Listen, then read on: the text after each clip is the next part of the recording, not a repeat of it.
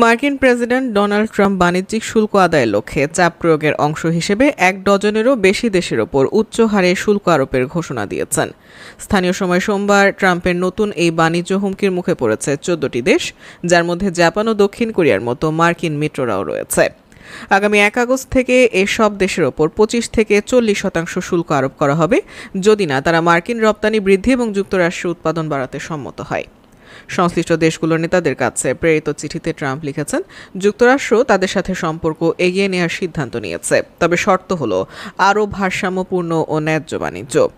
Trump সতর্ক করেছেন, যে কোনো প্রতিশোধমূলক শুল্কের জবাবে আরও উচ্চ হারে শুল্ক দেওয়া হবে, তবে যেসব দেশ বাণিজ্য বাধা কমাবে তাদের জন্য শুল্ক হ্রাসের সম্ভাবনা উন্মুক্ত রেখেছেন। চিঠিতে তিনি লিখেছেন, আপনার দেশ যদি এখন পর্যন্ত বন্ধ বাজারে মার্কিন পণ্যের প্রবেশাধিকার দেয়, শুল্ক বাধা দূর করে, তাহলে আমরা এই শুল্ক নীতি পুনর্বিবেচনা করতে পারি।